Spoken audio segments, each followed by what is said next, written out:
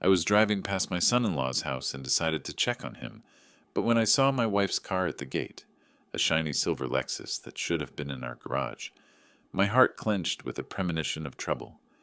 Something's wrong, I thought, and I quietly approached the window, trying not to give myself away. What I heard inside destroyed and changed my world forever. Before we continue, please subscribe to the channel and let us know where you are listening in the comments. When the old fool finally signs the papers, we'll have everything we planned for. Margaret's voice drifted through the half-open window, like poison in my veins. I sat frozen in my car outside Brianna's house, keys still dangling from the ignition. 5 minutes ago, I'd called my daughter to surprise her with dinner plans. "Sorry, Dad, I'm not home, but Dan's there working on some case files," she'd said cheerfully. Yet here was Margaret's silver Lexus, parked brazenly in the driveway.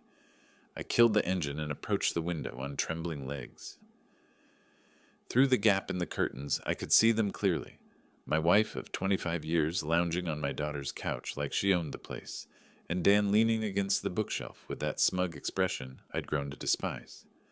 "The timeline's perfect," Dan was saying, his lawyer voice crisp with satisfaction. "File in June, claim irreconcilable differences. With the new Iowa statutes, Margaret's entitled to half of everything acquired during marriage, plus spousal support for life." Margaret laughed, that tinkling sound I'd once found charming. "The construction business alone is worth $12 million. Add the rental properties, the vacation home, investments. We're looking at nearly $20 million total." My hands shook as I fumbled for my phone, hitting record just as Dan continued his legal dissertation. The beautiful part is his trusting nature. Alan has no idea we've been documenting his assets for months. Bank statements, property deeds, business valuations, everything's already copied. He gestured toward a manila folder on the coffee table. He practically handed us the keys to his kingdom. 25 years of playing the devoted wife," Margaret said, examining her manicured nails. "Pretending to care about his boring construction stories, nodding sympathetically when he worried about payroll. God, the man actually believes I love him." A twig snapped under my foot. Both of them froze mid-conversation, heads turning toward the window like startled deer. I pressed myself against the brick wall, heart hammering against my ribs, sweat beading despite the April chill. "Did you hear something?" Margaret's voice carried a note of suspicion. "Probably just the neighbor's cat," Dan replied after a pause. "You're paranoid." "Can you blame me? If Alan discovered this before we're ready." "He won't. The man couldn't spot a conspiracy if it wore a neon sign." Dan's laughter held nothing but contempt. "By September, you'll be divorced, wealthy, and free to do whatever you want, with whoever you want." I forced myself to stay hidden until their conversation resumed, my phone capturing every venomous word. When I finally crept back to my car 15 minutes later, my entire world had shifted on its axis. 25 years of marriage, reduced to a legal strategy session between my wife and son-in-law. The folder on that coffee table haunted me. Months of planning, documentation, preparation. While I'd been working 16-hour days to build our future, they'd been systematically mapping its destruction. I sat in the driver's seat, staring at my hands wrapped around the steering wheel, the same hands that had built a construction empire from nothing, that had provided every comfort Margaret enjoyed, that had walked her down the aisle when her own father refused to attend our wedding. Margaret's voice echoed in my memory. "The man actually believes I love him." The worst part? Until 30 minutes ago, I absolutely did. The front door opened just as I reached for my car keys. Margaret emerged first, her designer handbag swinging casually at her side, followed by Dan adjusting his tie with practiced precision. Neither expected to find me sitting in my Honda, and the shock registered on Margaret's face like a slap. "Alan?" Her voice climbed an octave. "What are you doing here?" I forced my expression into something resembling normalcy, though my pulse thundered in my ears. 25 years of marriage had taught me to read her moods, but apparently she'd been acting the entire time. "Just finished a job site inspection nearby," I lied smoothly, climbing out of the car. "Thought I'd stop by and see Brianna." Dan stepped protectively closer to Margaret, his lawyer instincts kicking in. Those pale gray eyes studied my face with uncomfortable intensity. searching for cracks in my story. "She's not here," Margaret said quickly. I was helping Dan organize some legal documents for a client." The lie rolled off her tongue with practiced ease. How many lies had I swallowed over the years without question? "Oh?" I kept my voice light, conversational. "I thought you'd be at work until 6 today. Didn't you mention something about the Henderson proposal this morning?" A flicker of panic crossed her features. "I left early. Headache." "Sorry to hear that." I turned to Dan with manufactured friendliness, working on an interesting case. "Asset division," he replied without thinking, then caught himself. "For a divorce client. Very complex financial situation. The irony would have been amusing if it weren't destroying my life." Margaret's eyes darted between Dan and me, calculating. "How long have you been here, Alan?" "Just pulled up. Why?" "No reason." But her smile looked painted on. "You seem tense. Everything okay?" The woman who'd plotted my financial ruin for months was asking about my well-being. I almost laughed.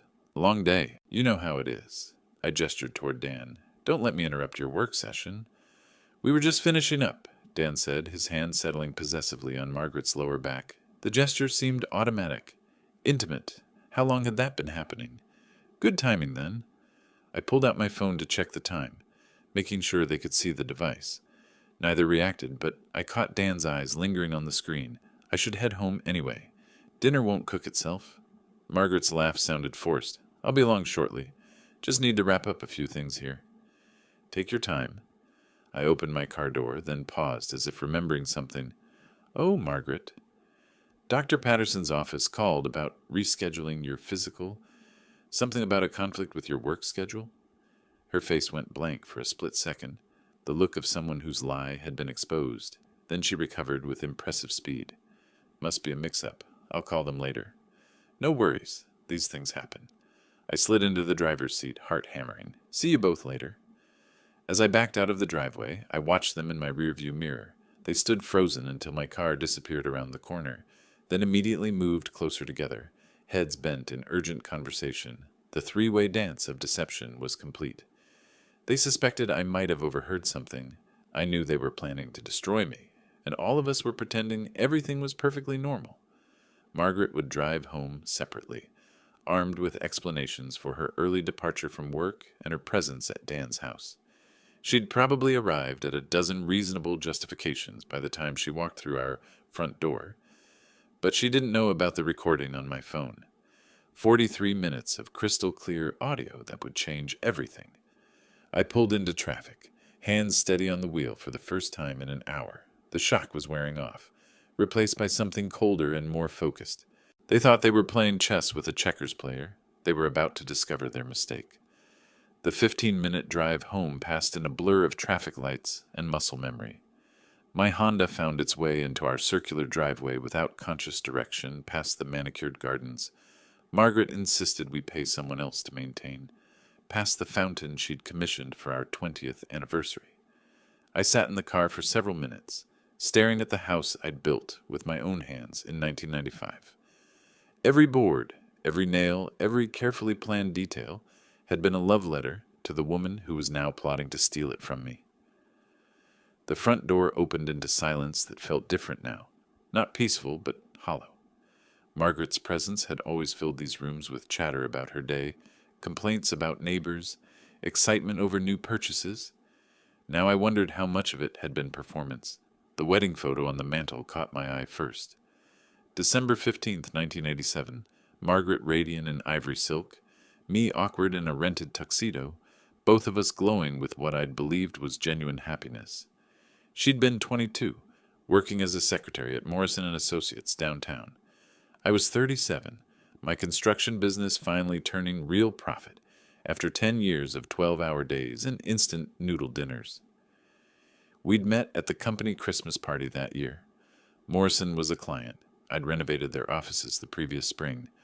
Margaret had laughed at my terrible joke about concrete mixers, a sound like silver bells that made my chest tighten with unexpected longing. When I asked her to dinner, she'd blushed and said yes. So quickly I wondered if she'd been waiting for me to ask. Our first date at Romano's Italian restaurant stretched until midnight. She listened with genuine interest, as I described my dreams of building something lasting, something that would outlive us both. Her eyes sparkled when I talked about the houses I wanted to create, the families I wanted to shelter. "You're not just building structures," she'd said, reaching across the table to touch my hand. "You're building homes." I'd proposed 6 months later. The kitchen table held our 25th anniversary card from last December, Margaret's handwriting still elegant in blue ink. "To my wonderful husband, thank you for making all my dreams come true. Here's to 25 more years of happiness. All my love, Margaret." All her love. The phrase tasted bitter now. I moved to the living room, where Brianna's baby pictures lined the built-in shelves I'd crafted during Margaret's pregnancy. June 8th, 1995. The day our daughter was born, Margaret exhausted but radiant, holding our red-faced miracle like she'd been created for motherhood. Those first years had been the happiest of my life. Margaret threw herself into being a mother with the same intensity she'd once brought to planning our wedding. Parent-teacher conferences, soccer games, birthday parties with elaborate themes. She documented every moment with fierce maternal pride. "You're the best father in the world," she'd told me the night Brianna graduated high school, tears streaming down her face as we watched our daughter accept her diploma. "She's going to do incredible things because of the foundation you gave her. The foundation I gave her. Not we. I. Had the cracks been showing even then? I sank into my leather recliner, the one Margaret always complained was too ugly for the formal living room, and let the memories wash over me. Our 10th anniversary cruise to Alaska, Margaret genuinely delighted by the glaciers and wildlife. Brianna's college graduation, all of us crying as she walked across the stage with her psychology degree. Christmas mornings filled with laughter and chaos. Margaret insisting on elaborate decorations that took weeks to install and one day to dismantle. When had gratitude transformed into entitlement? When had "thank you for providing this life" become "we deserve so much more"? The recording on my phone held the answer. Margaret hadn't loved me in years, possibly decades. Every kiss, every anniversary celebration, every "I love you" whispered in the darkness had been calculated. Manipulation designed to keep me working, earning, building wealth she could eventually claim as her own. 25 years of my life reduced to a legal strategy session. I sat in the growing darkness of our living room, surrounded by the evidence of what I'd believed was a happy marriage, and felt something cold and analytical settling over the grief. Margaret thought she was playing the long game, positioning herself for maximum financial gain while maintaining plausible deniability. She had no idea her husband possessed the same strategic mind that had built a construction empire from nothing. The game was about to change. The living room's silence wrapped around me as I forced myself to think like the businessman I'd always been. When had Margaret's behavior shifted from genuine partnership to calculated positioning? The answer came with uncomfortable clarity. 2020, when Cole Construction landed the Morrison Municipal Center contract. $50 million over 3 years, the largest project in company history. I'd come home that April evening expecting celebration, maybe champagne, definitely the enthusiastic support that had sustained me through every previous milestone. Instead, Margaret had been sitting at the kitchen table with a real estate magazine and a calculator. "This means we can finally afford the house on Elm Street," she'd announced without looking up. "The one with the circular driveway and the pool. The Hendersons are asking $4.2 million. Not congratulations on the achievement. Not pride in the work that would employ 300 people for 3 years. Just immediate focus on what my success could buy her. Margaret, I haven't even started the project yet. There's design work, permits, subcontractor negotiations. But the money's guaranteed, right?" She'd finally looked at me then, her green eyes calculating. "I mean, once you sign the contract, the city has to pay." The conversation had lasted 2 hours. She'd mapped out expenditures down to the last detail. The new house, country club membership, luxury cars, European vacations. Not our expenditures, hers. The pronouns had been telling, though I'd been too focused on project logistics to notice. By 2021, the demands had escalated. The country club membership became non-negotiable when the Pattersons joined Riverside Hills. Our perfectly adequate vacation cabin in Wisconsin became embarrassing compared to the Johnsons' place in Aspen.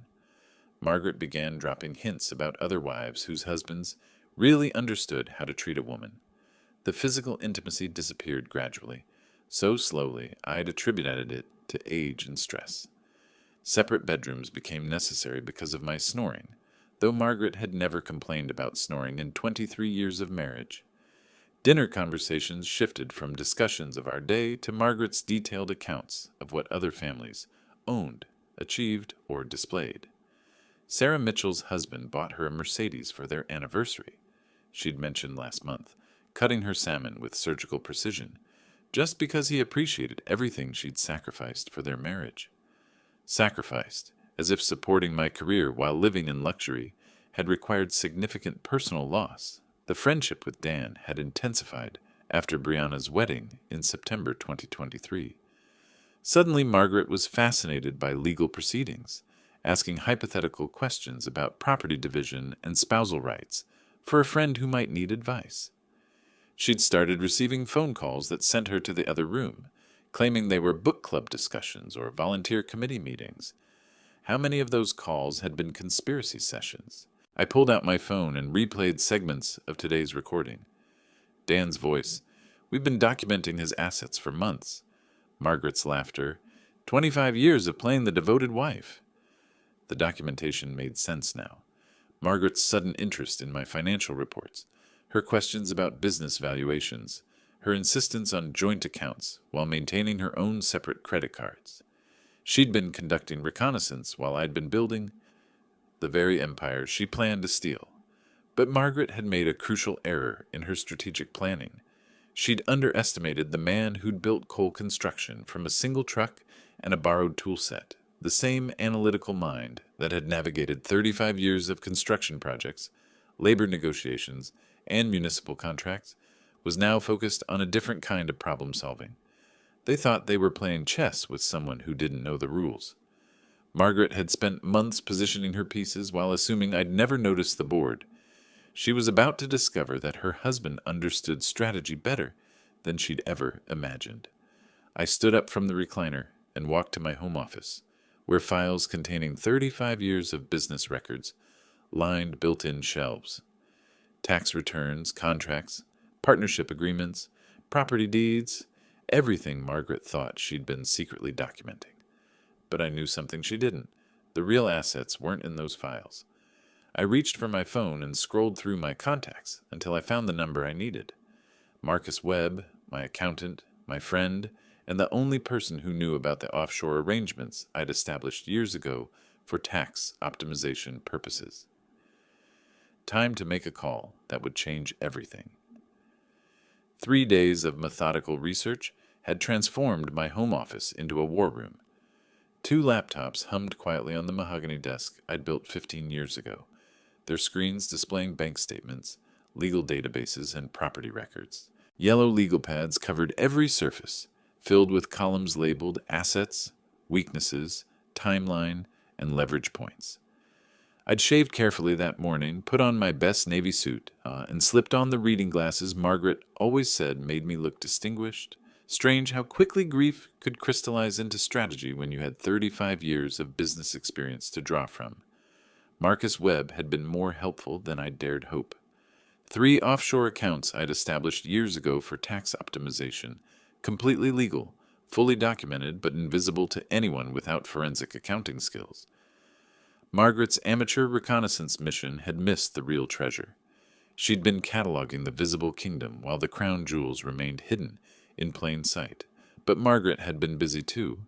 Her credit card statements told a fascinating story.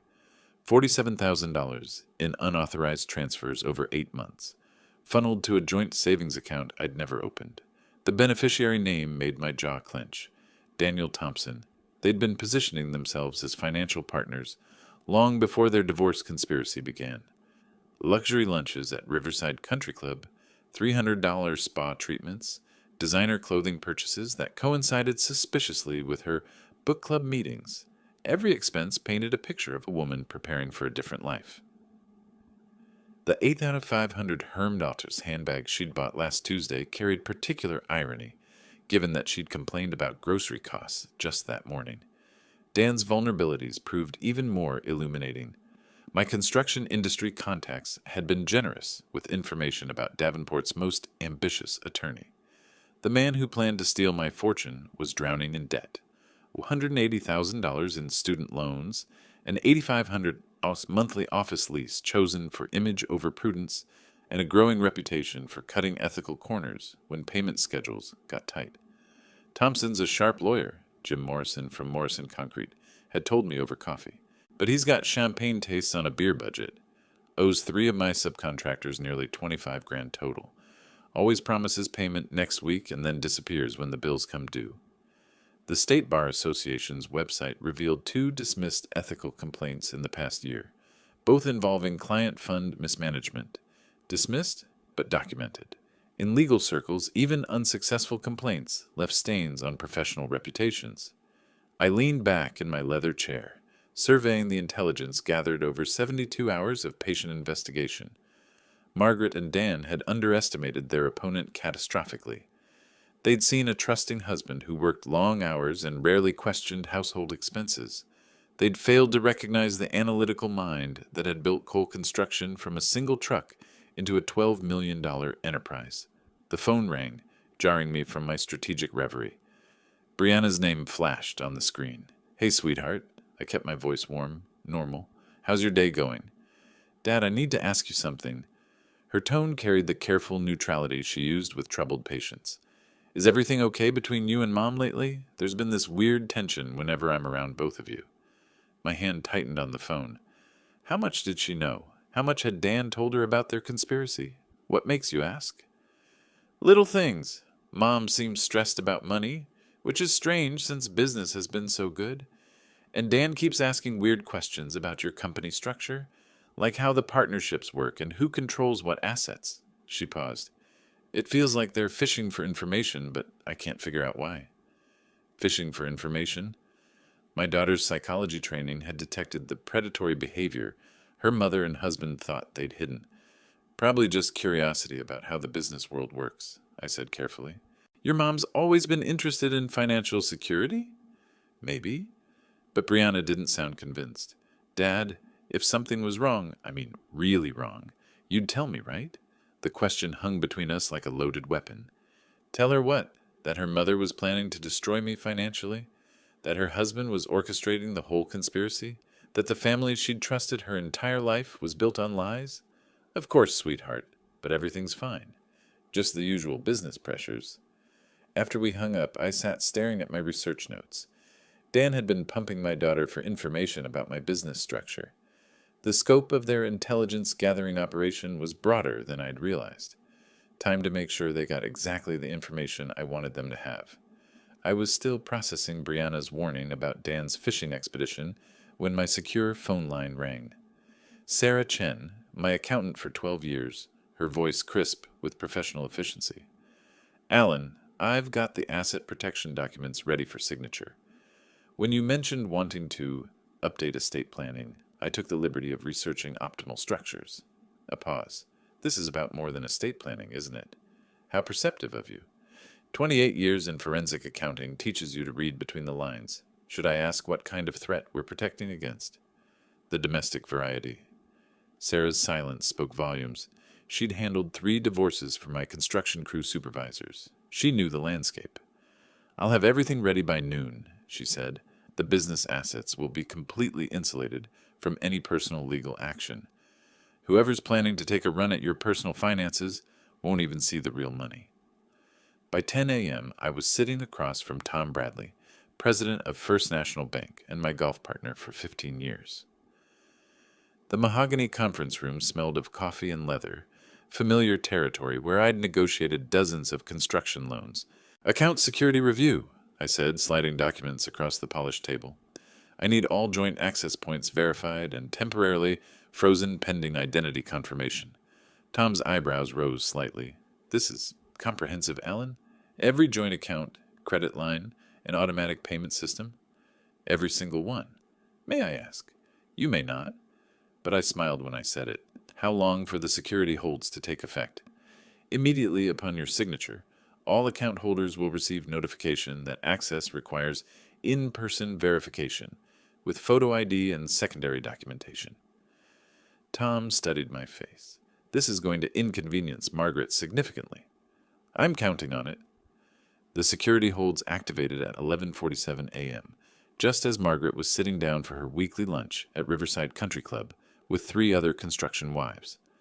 My phone buzzed with the first declined transaction at 12:03 p.m. I was reviewing contractor bids when Margaret's panicked call came at 12:15. Alan, something's wrong with our accounts. My card was declined at lunch, and when I called the bank, they said there's a security hold. Do you know anything about this? Perfect innocence. No mention of the joint account with Dan's name.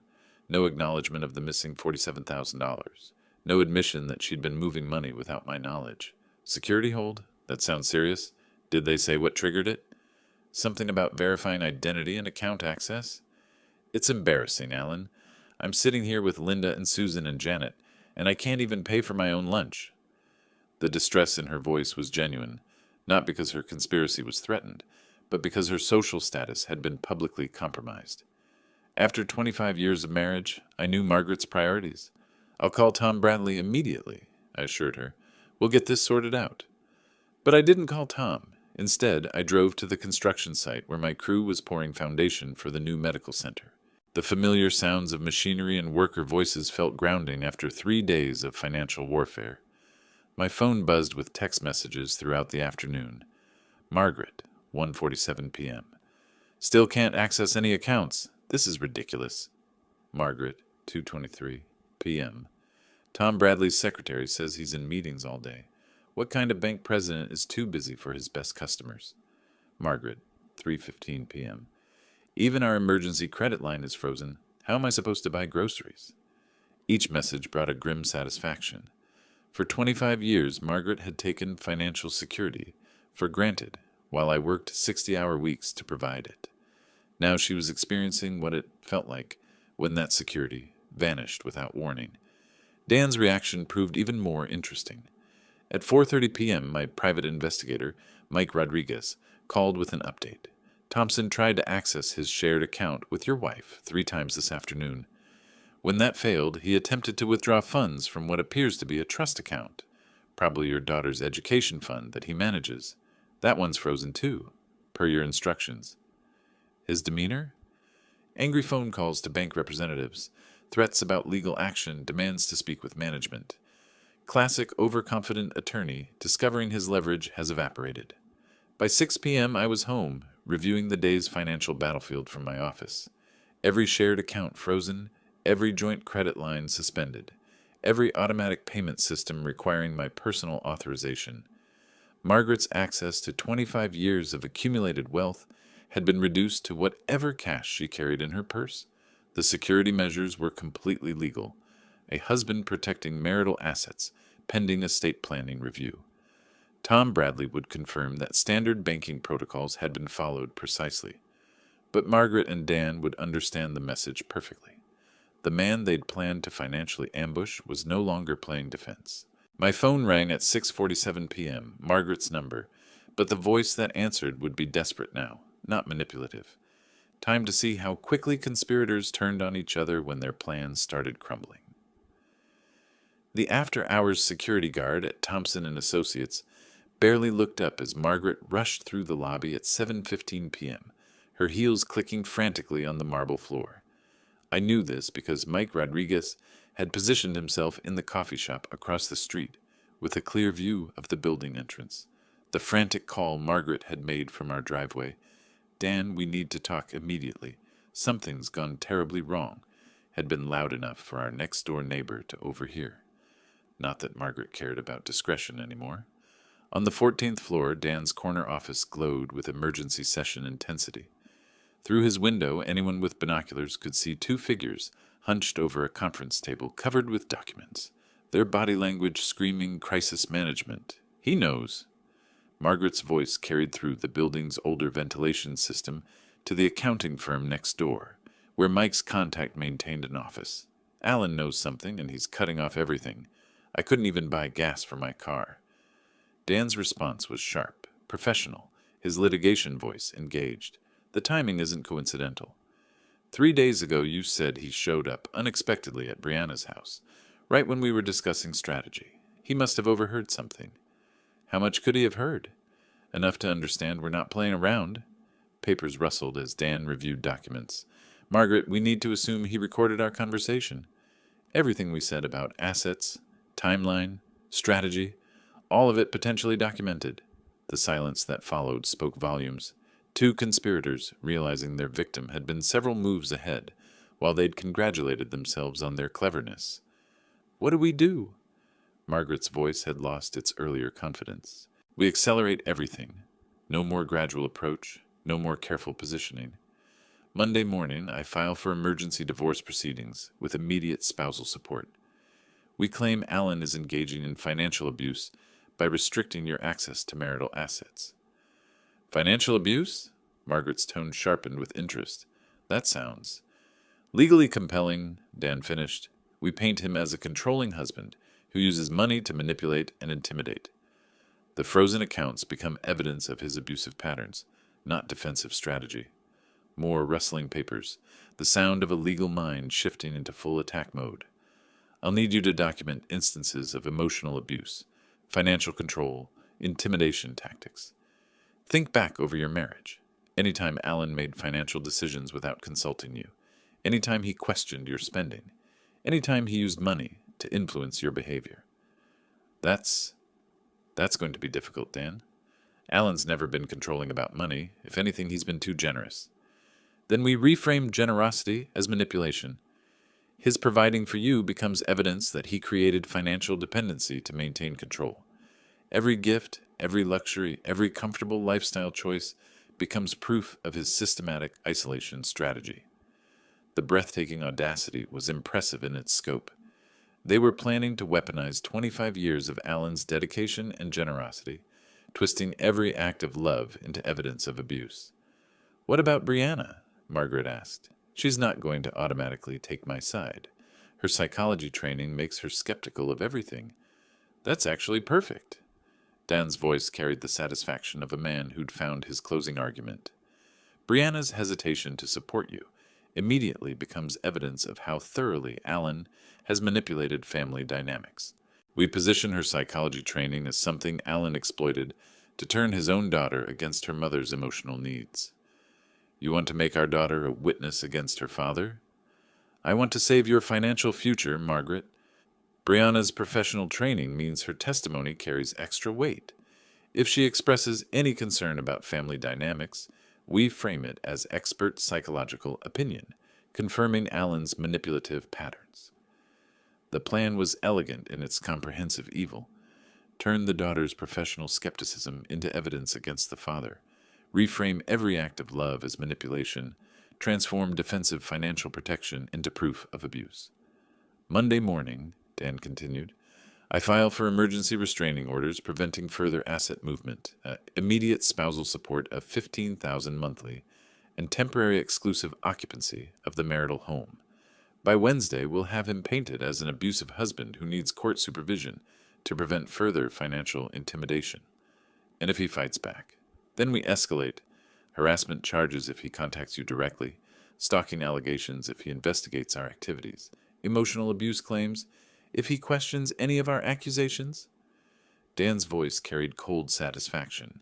The beauty of domestic abuse law is that denial becomes evidence of guilt. The harder he fights, the more controlling he appears. Margaret's laughter held no warmth. Poor Alan, he has no idea what he's unleashed. 25 years of playing the trusting husband, time to teach him that nice guys finish last. They spent another hour coordinating their stories, establishing secure communication methods, and preparing for what Dan called total legal warfare. Every conversation, every interaction, every financial transaction would be documented as evidence of Alan's systematic abuse pattern. The conspiracy had evolved from simple asset grab to character assassination campaign designed to destroy not just Alan's finances, but his reputation, his relationship with his daughter, and his standing in the community he'd helped build for 3 decades. As Margaret finally left the building at 9:30 p.m., her phone was already buzzing with Dan's first strategic text. Remember, you're not an angry wife anymore. You're a terrified victim finally finding courage to escape your abuser. The war had officially begun. Saturday morning found Margaret and Brianna at Caf Luna, the bistro where they'd shared monthly mother-daughter brunches for 5 years. Margaret had chosen their usual corner table. Intimate, private, perfect for confidential conversations. But this time she'd positioned herself as a woman, seeking her daughter's professional help rather than maternal support. Brianna, I need to talk to you about your father. Margaret's voice carried carefully calibrated vulnerability. I think something's wrong with him mentally. Brianna set down her coffee cup with the deliberate precision she used when shifting into therapist mode. What kind of wrong, Mom? Controlling behaviors, paranoid thinking. He's been restricting my access to our accounts, claiming it's for security reasons, but... Margaret let her voice trail off, allowing her daughter's imagination to fill the blanks. How long has this been going on? Months, maybe longer. I just attributed it to work stress. But yesterday, he completely froze me out of every account we share. I couldn't even buy lunch. Brianna leaned forward, her psychological training engaged despite personal involvement. Mom, financial control can be a form of domestic abuse, but it can also be legitimate financial management during business transitions or legal concerns. What's Dad's explanation? The question was too direct, too professionally neutral. Margaret had expected emotional support, not clinical analysis. He claims it's routine account security, but Brianna, I've been married to him for 25 years. This isn't routine. This is punishment for something. Punishment for what? Margaret hesitated. How much could she reveal without exposing her own conspiracy? I think he suspects I've been questioning our marriage. Maybe he's trying to intimidate me into staying. Mom. Brianna's voice carried the patience of someone who'd spent years treating manipulative patients. Are you telling me Dad is financially abusing you to prevent divorce? Or are you telling me you're considering divorce and Dad is protecting assets? The distinction cut too close to truth. Margaret shifted tactics. I'm telling you that your father has been exhibiting concerning behavioral changes. And as a psychologist, I thought you might have insights about what's happening. As a psychologist, I'd say that major behavioral changes usually have identifiable triggers. What happened 3 days ago that might have caused Dad to suddenly restrict account access? Margaret's mind raced. Brianna was too well trained to accept emotional manipulation without evidence. Every question revealed the gaps in Margaret's victim narrative. I don't know what triggered it. That's what scares me.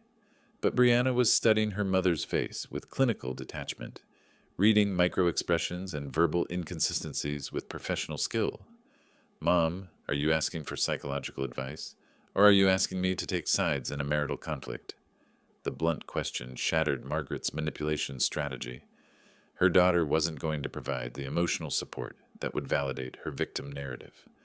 I'm asking you to help me understand what's happening to our family. Then I suggest you have an honest conversation with Dad about his concerns, instead of asking me to psychoanalyze him based on your interpretation of his behavior. Margaret left the caf. 20 minutes later, furious at her daughter's professional detachment and worried about the implications. If Brianna refused to automatically support her mother's claims, the victim narrative would collapse under professional scrutiny. Meanwhile, 40 miles away at Cole Construction's headquarters, I was receiving intelligence that would reshape the entire battlefield. Jim Morrison's call came at 10:15 a.m., just as I was reviewing weekend job site reports. Alan, thought you'd want to know. Dan Thompson's got problems brewing with the State Bar Association. Word is they're investigating his handling of contractor payments on the Mitchell case. What kind of problems?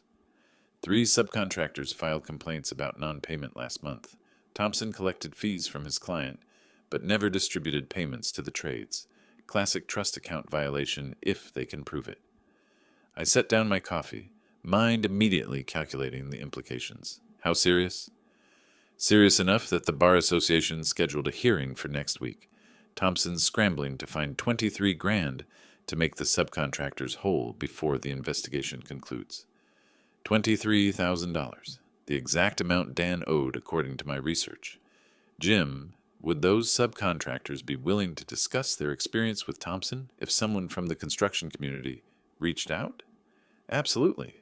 These guys are furious. Thompson promised payment for 6 months, always had excuses, always blamed delays on his client or court procedures. They're small operators who can't afford to absorb those losses. I spent the next 3 hours making strategic phone calls. Bob Martinez from Martinez Electrical, who'd been waiting 8 months for $7,400. Steve Chen from Chen Plumbing, owed $9,200 since last October. Randy Foster from Foster Roofing, still waiting for $6,500 from a job completed in November. Each conversation followed the same pattern: professional courtesy calls from Cole Construction checking references before potentially hiring Thompson for legal services. Each contractor eager to share warnings about Dan's payment practices, ethical shortcuts, and professional unreliability. By 1 p.m., I had documented evidence of Dan's systematic pattern of using client trust accounts as personal banking, violating state bar regulations, and misleading subcontractors about payment timelines. At 2:30 p.m., I called the State Bar Association's ethical complaint hotline. I'd like to file a formal complaint about attorney misconduct, I told the intake specialist. Daniel Thompson has engaged in a pattern of client trust account violations and has made misleading representations to construction industry professionals. The complaint form asked for detailed documentation. I provided contractor names, amounts owed, timeline of misrepresentations, and evidence of Dan's systematic abuse of client funds. 3 additional contractors agreed to serve as witnesses if needed. By 4 p.m., Dan's law office was receiving calls from the Bar Association about expedited investigation procedures and mandatory hearing attendance. His professional reputation, the foundation of his conspiracy against me, was now under formal ethical review. At 4:47 p.m., my phone buzzed with a text from Mike Rodriguez. Thompson just left his office carrying 3 boxes of files, heading toward his car. Want me to follow? No need, I typed back. I know exactly where he's going. Dan would be driving straight to Margaret, panic overriding his usual caution. The conspiracy that had begun with confidence and careful planning was about to become a desperate scramble for survival. Let them panic. Let them make mistakes. The real war was just beginning. 2 days of professional crisis had given Brianna time to process everything she'd learned. The drive to Cole Construction's headquarters felt like traveling toward a reckoning she'd been avoiding her entire adult life. My office building stood solid against the April sky. Brick and steel and honest workmanship, everything Dan's glass tower pretended to be but wasn't. Sarah, my secretary for 8 years, greeted Brianna with the warmth reserved for family members, who actually showed up to job sites and company picnics. He's expecting you, honey. Go right in. I stood when she entered, reading her body language with the careful attention I'd learned from watching Margaret's moods for 25 years. But Brianna carried herself differently. Professional posture, clinical distance, the bearing of someone who'd made difficult decisions. Dad, we need to discuss what's happening between you and Mom. Her voice held the careful neutrality she used with troubled patience. I've spent 2 days analyzing the situation, and I need to understand your perspective. What's your mother told you? That you're exhibiting controlling behaviors, financial manipulation, possible emotional abuse. She sat across from my desk, hands folded precisely. She wants me to support her victim narrative using my professional credentials. The clinical language was jarring coming from my daughter, but I recognized her strategy. Distance herself emotionally to evaluate facts objectively. And what do you think? I think Mom tried to manipulate me the same way she's apparently been manipulating you.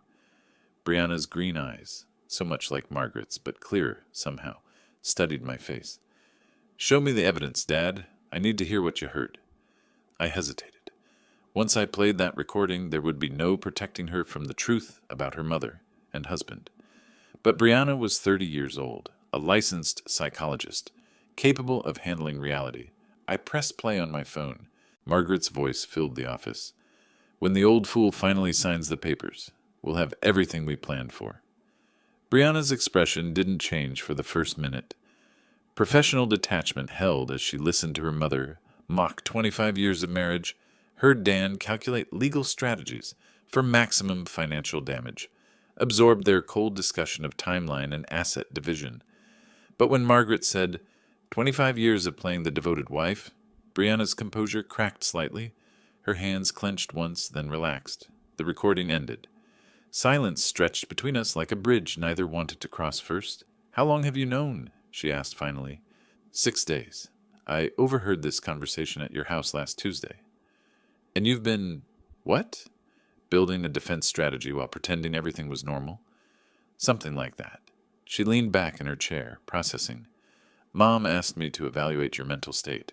She wanted me to provide professional opinion that you were exhibiting abusive patterns. What did you tell her?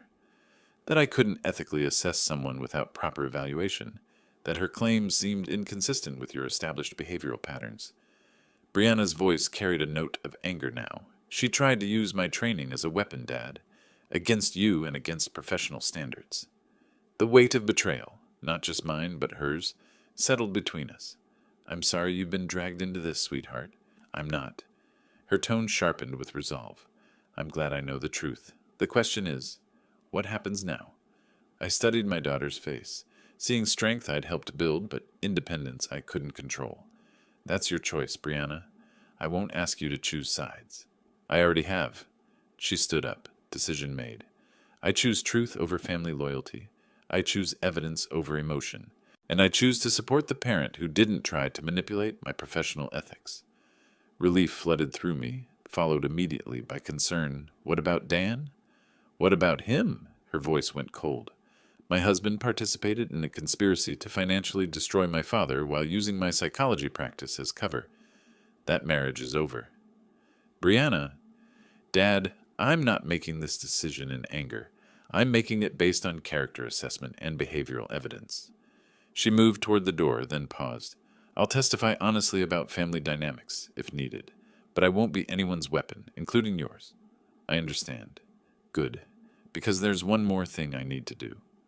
She left my office with the determined stride of someone who'd found moral clarity in a situation designed to destroy it. 20 minutes later, she'd be walking into her own home to confront the man who'd betrayed not just me, but the professional ethics she'd spent years building. I sat alone in my office, surrounded by the evidence of 35 years of honest work, and felt something I hadn't experienced since this nightmare began. Hope that truth might actually matter. Brianna's key turned in the lock at 7:30 p.m., and Dan's startled expression revealed he hadn't expected her home early. He sprawled on our living room couch, legal documents scattered across the coffee table, a half-empty whiskey bottle within reach.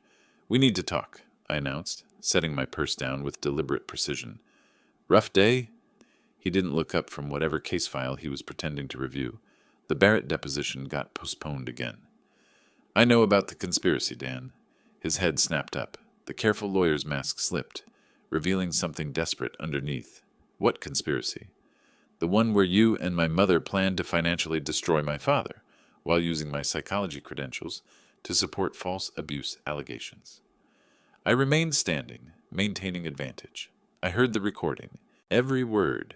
He set down his whiskey glass with exaggerated calm. Brianna, I think you're misunderstanding. 25 years of playing the devoted wife. Sound familiar?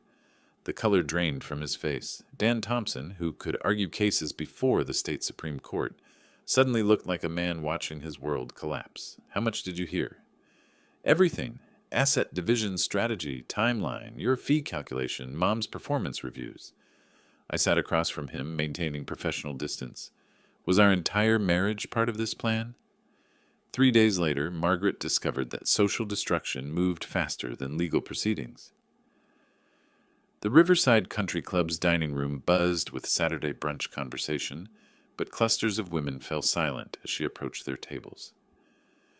Linda Patterson, her bridge partner for 5 years, became fascinated by her eggs, Benedict, when Margaret stopped to say hello.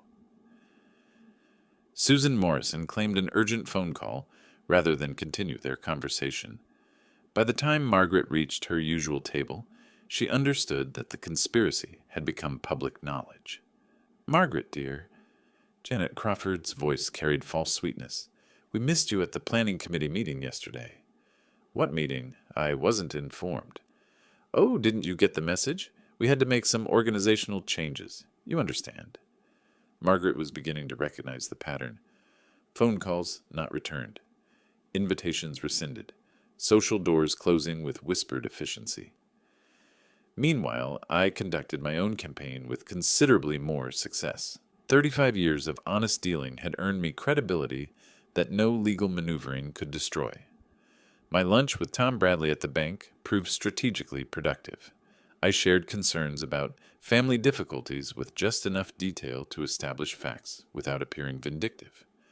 Margaret and our son-in-law apparently developed concerning plans regarding our assets, I mentioned over coffee.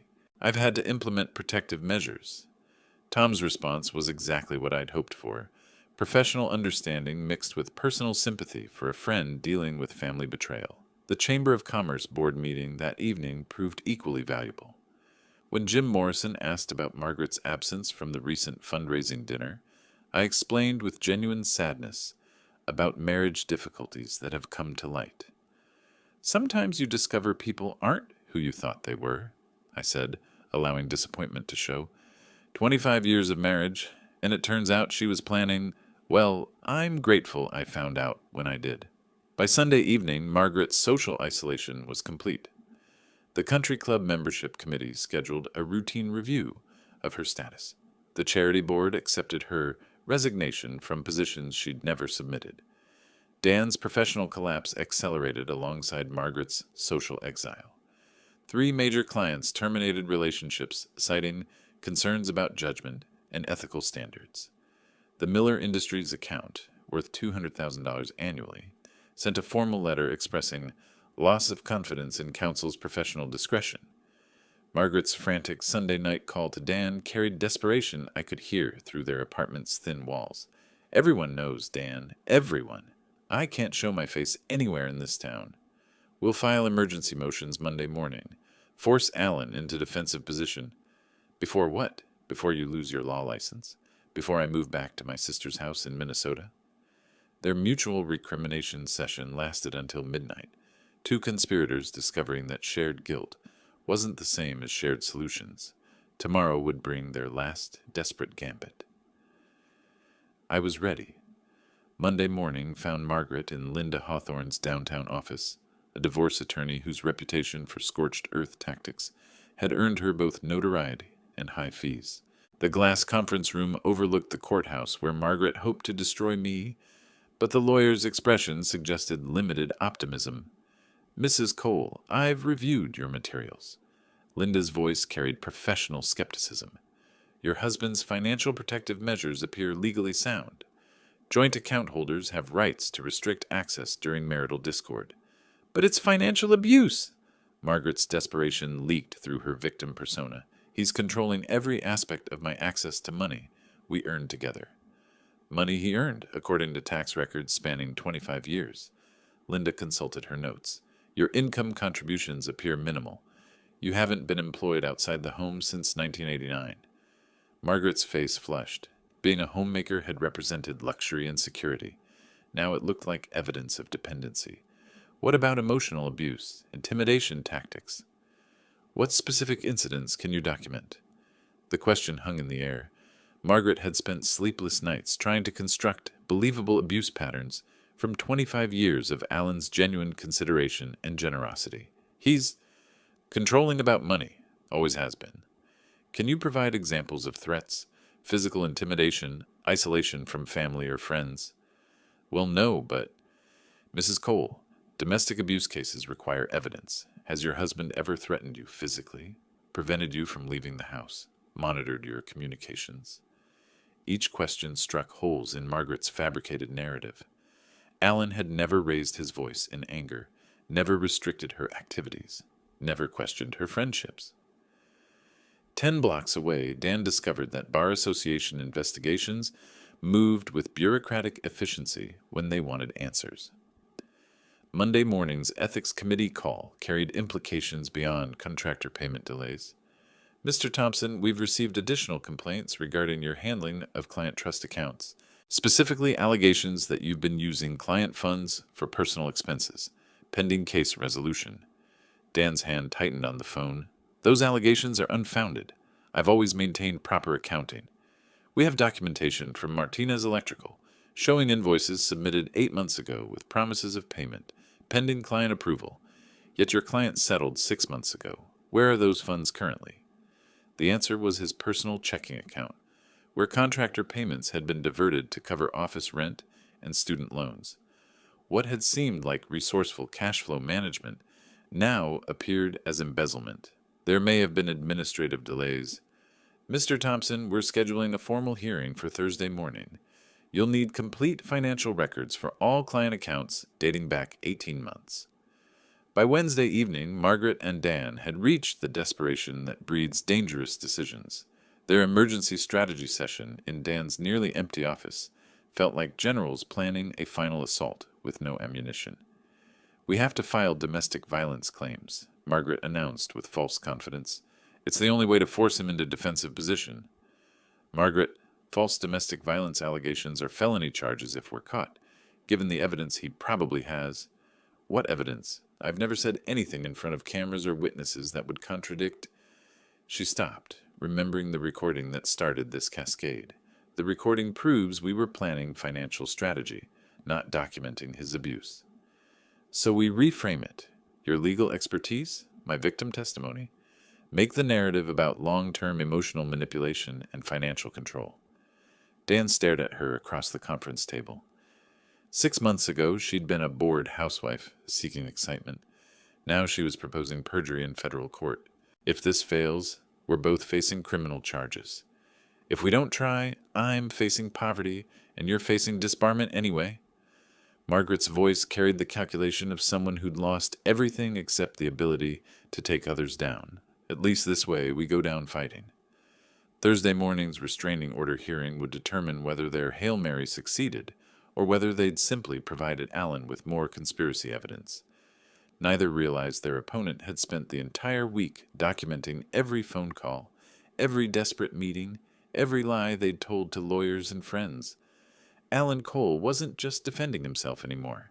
He was building a prosecution case. The Davenport County Courthouse felt different on May 1st, as if 35 years of honest reputation had crystallized into something tangible I could carry into battle. Judge Patricia Hendricks presided over domestic relations court with no-nonsense efficiency, having seen every form of family deception imaginable. Margaret sat at the plaintiff's table with Linda Hawthorne, wearing the carefully chosen outfit of a battered wife. Conservative dress, minimal makeup, nervous demeanor that might have been genuine given the stakes. Mrs. Cole, Judge Hendricks began, reviewing the emergency restraining order petition, you allege your husband has engaged in financial abuse and intimidation. Can you describe specific incidents that led you to fear for your safety? Margaret's voice trembled with practiced vulnerability. Your Honor, for months my husband has been restricting my access to our accounts, monitoring my spending, making threats about what would happen if I tried to leave. What kind of threats, Mrs. Cole? Financial threats, that I'd be left with nothing, that he'd use his business connections to destroy my reputation. Margaret paused for effect. Last week he completely cut off my access to money, even for basic necessities. I watched my wife of 25 years perjure herself with increasing confidence. Each lie built upon the previous one, creating fictional abuse from a man who'd spent decades providing every comfort she'd demanded. Judge Hendricks turned to my attorney, James Morrison. Does the defendant wish to respond? James stood with calm authority, earned through 30 years practicing law without suborning perjury. Your Honor, we have evidence that Mrs. Cole's claims are not only false, but part of a deliberate conspiracy to defraud the defendant of marital assets. That's a serious allegation, Counselor. We have audio recording of Mrs. Cole and her co-conspirator, Daniel Thompson, planning this exact scenario 6 weeks ago. Margaret's face went white. Linda Hawthorne whispered frantically in her client's ear, but damage control was impossible when your entire case was built on lies. I'd like to present Exhibit A, James continued, connecting his phone to the courtroom's audio system. Margaret's voice filled the chamber. When the old fool finally signs the papers, we'll have everything we planned for. For 43 minutes, Judge Hendricks listened to the complete conspiracy unfold. Margaret's mockery of our marriage, Dan's legal strategies for asset seizure, Their calculated plan to manipulate Brianna's psychology credentials. The man actually believes I love him, Margaret's recorded voice declared with casual cruelty. I watched my wife's fabricated victim narrative crumble in real time. Her coach testimony about fearing for her safety became absurd when contrasted with her recorded laughter about manipulating the old fool. Judge Hendricks stopped the recording. Mrs. Cole, do you have any response to this evidence? Margaret's mouth opened and closed silently. Linda Hawthorne's face had gone pale as she realized her client had used her to file fraudulent court documents. Your Honor, Linda said carefully, I request permission to withdraw from this case. I was not informed of these circumstances when I agreed to representation. Motion granted. Judge Hendricks fixed Margaret with the stare she reserved for perjurers. Mrs. Cole, I'm dismissing your restraining order petition with prejudice. Furthermore, I'm referring this matter to the District Attorney's Office for investigation of possible perjury charges. The gavel fell with finality that echoed through the courtroom. 2 weeks later, the divorce settlement reflected Margaret's spectacular miscalculation. Her documented deception eliminated any claim to spousal support, and the prenuptial agreement she'd forgotten, signed eagerly in 1907, limited her to minimal asset division. Dan's law license suspension became permanent revocation when the Bar Association discovered $127,000 in missing client funds. Last I heard, he'd moved to Nebraska and was working as a paralegal. Brianna filed for divorce the day after the hearing, citing irreconcilable differences. She's building a new practice focused on family therapy, with particular expertise in recognizing manipulation patterns. 6 months later, Margaret works retail at the same mall where she once spent my money on luxury items. The irony isn't lost on either of us. I rebuilt Cole Construction's reputation stronger than before. The community's support during my family difficulties translated into new contracts and deeper business relationships. The house feels different now, quieter but honest. No more performed conversations or calculated affection. Just the sound of rain on windows I built with my own hands, in a home that's finally mine again. Margaret had been right about one thing. I really had believed she loved me. Now I know the difference between love and performance. If you like this story, please like this video, subscribe to the channel, and share your impressions of this story in the comments.